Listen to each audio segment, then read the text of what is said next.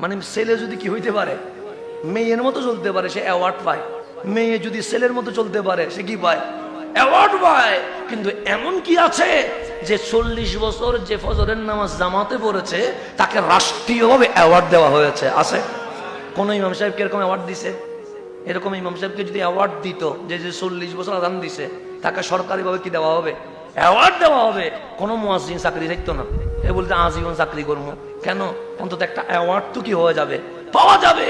তো খেলোয়াড়ের জন্য অ্যাওয়ার্ড আছে, নায়কের জন্য অ্যাওয়ার্ড আছে, সাদাবাজির জন্য অ্যাওয়ার্ড আছে, সবকিছুর জন্য অ্যাওয়ার্ড আছে, কিন্তু ভালো মানুষের কোনো অ্যাওয়ার্ড নাই।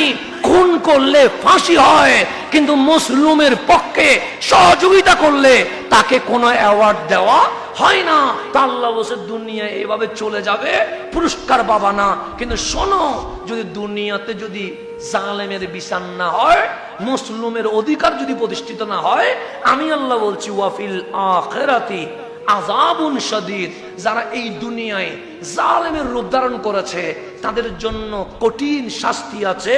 আর যারা মুসলিমের রূপ ধারণ করেছে, ওয়া মাগফিরাতুম মিনাল্লাহি ওয়া রিদওয়ান, আমি আল্লাহর পক্ষ থেকে ক্ষমাও আছে।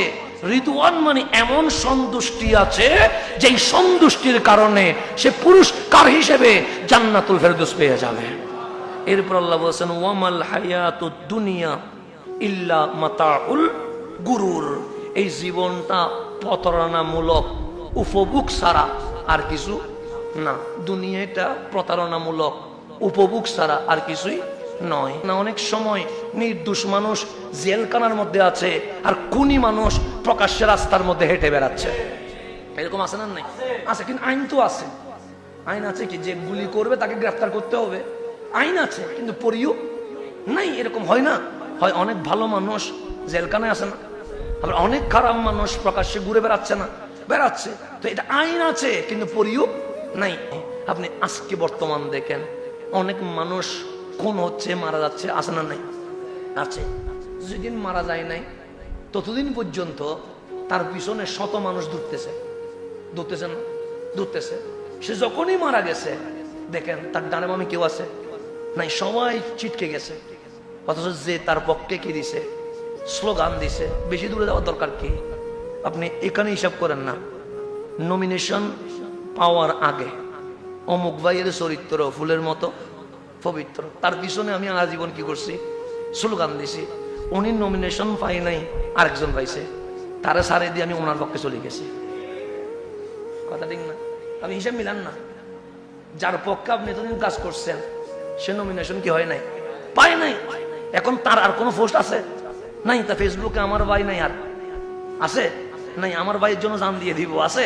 নাই। এখন পোস্ট কি হয়ে গেছে, উল্টে গেছে, পরিবর্তন হয়ে গেছে। কেন? উনি নমিনেশন পায় নাই, এখন উনি আমার না।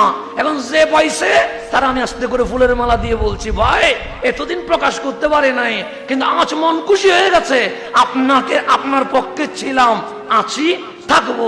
দেখবেন 2 দিন পর ওনার নমিনেশন চলে যাবে, তখন ফুলের মালা আবার চেঞ্জ হয়ে অন্যদিকে চলে যাবে। এটা বাস্তবতা। মিলান না, বাস্তবতা মিলান। তাহলে আপনাকে আল্লাহ বুঝাচ্ছে, তোমার সুখের সময়ে, দাপটের সময়ে, আধিপত্যের সময়ে, ক্ষমতার সময়ে হাজার মানুষ পিছনে থাকবে, তোমার বিপদে তুমি কাউকে খুঁজে পাবে না।